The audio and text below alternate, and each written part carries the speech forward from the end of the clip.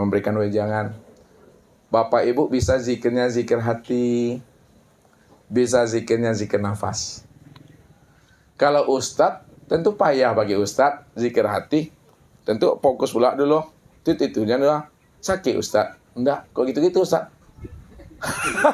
Jadi zikir Ustadz yang lebih nyaman bagi Ustadz pada saat bisa ngomongnya, pada saat Ustadz bicara, ya kan? Kalau Bapak Ibu bisa tuh tenang. Ini mendengar, ini coba Allah, kan gitu. Kalau bagi Ustadz nyamannya, Ustadz duduknya di zikir sir, bahwa yang berkalam itu Allah, ya, yang wujud duduk ini Allah, yang memegang mic ini Allah, yang memandang itu Allah. Tapi Ustadz bukan Allah. Aneh, Ustadz kan Allah. Inilah wujud nyatanya diri Allah. Kalau Ustadz bilang pula diri Ustadz Allah, ada jadi Fir'aun pula 2023 nih. Jadi belajar ilmu ma'rifat bukan ingin jadi Allah. Belajar ilmu ma'rifat bukan pula ingin ngaku-ngaku Allah. Belajar ilmu ma'rifat untuk mengenal dan memahami bahwa Allah cuma yang wujud, Allah cuma yang ada. Kita tidak pernah ada sama sekali itu. Jadi tidak ada namanya bahasa pengakuan Bapak Ibu. Ini yang Ustadz katakan, ya, yang menjadikan diri itu yang menjadi diri. Siapa yang menjadikan diri? Nah, itu bahasa syariat tuh.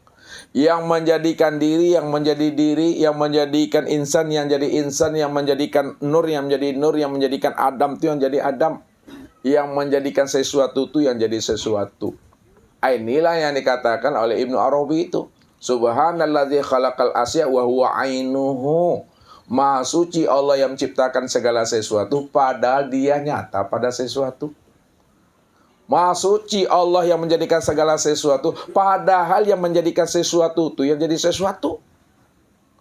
Maha suci Allah yang menjadikan segala sesuatu padahal yang menjadikan sesuatu itulah yang sebenarnya yang sesuatu itu. Kalaulah yang menjadikan sesuatu itu yang sebenarnya sesuatu, tidak ada wujud yang lain. Di mana letaknya Bapak Ibu mengatakan Allah itu lesa. Padahal sesuatu itu juga adalah nyatanya dirinya. Bagaimana mungkin Bapak Ibu mengatakan Allah itu lesa, padahal segala yang ada ini hakikatnya tidak ada. Dia cuma yang ada. Bahasa lesa itu apabila ada dua wujud di sana. Ya. Kalau tidak ada dua wujud, maka tak ada makna lesa di situ. Ya, itu makna lesa itu duduknya di hakikat. Kalau duduk di marifat tidak ada makna lesa. Ya, karena dia cuma yang ada. Maka pandanglah Allahnya apa yang dilihat oleh mata. Jangan memandang apa yang dilihat oleh mata. Kalau Bapak Ibu memandang apa yang dilihat oleh mata, maka yang terpandang itu adalah alam nih. Yang terpandang itu ada sesuatu tuh. Tapi kalau Bapak Ibu memandang Allah apa yang dipandang oleh mata, maka segala yang terpandang oleh mata, baik yang memandang maupun yang terpandang, itu adalah dia semata-mata. Makanya, kalaulah mata ini mampu memandang yang nyata, maka Allah itu lebih nyata lagi daripada apa yang dilihat oleh mata. Coba gunakan lagi. Kalau mata ini mampu memandang yang nyata, maka Allah itu lebih nyata lagi daripada pandangan mata memandang yang nyata. Kenapa? Karena dia bikuli sayin muhit, dia cuma yang wujud pada segala sesuatu itu. Jadi jangan kita tertipu untuk memandang Allah dalam bentuk rupa yang berbeda, dalam bentuk wujud yang lain. Patrikalah ke dalam hati dan jiwa, bagaimanapun bentuk rupanya tadi, itu tiada lain nyatanya Allah. Kalau itu tiada lain nyatanya Allah, maka itulah sebenar-benarnya Allah itu.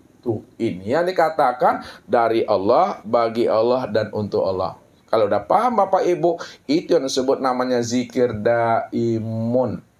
Itu yang disebut namanya sholat daimun. Itu yang dikatakan sholat menyaksikan kalau didudukkan di hakikatnya. Sebab siapa yang sholatnya tidak menyaksikan Allah, maka sholatnya itu tidak sah. Walaupun secara ilmu fikih sah, karena terpenuhi syarat dan rukunnya. Tapi secara makna hakikatnya batal. Ya. Di mana letak batalnya? Karena dia tidak menyaksikan yang dia sembah. Ini maksud Nabi, la tasihul ibadah illa bima'rifatil ma'bud. Tidak sah solat kalau dia tidak mengenal yang ia sembah.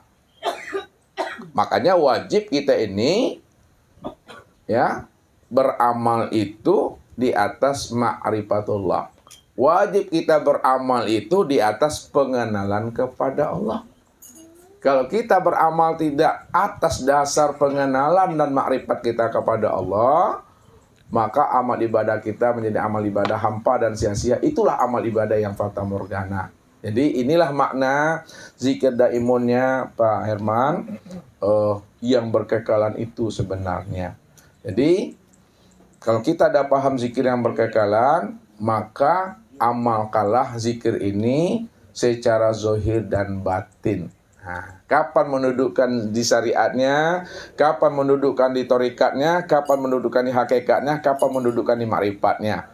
Yang penting 24 jam kehidupan kita ini tetap ingat akan Allah. Tuh. Jadi yang diingat itu adalah wujudnya zat sifat asma dan af'alnya. Kesimpulannya, kalau Bapak Ibu sudah sampai pahamnya pada ingat Allah, maka tidak ada lagi bahasa ingat.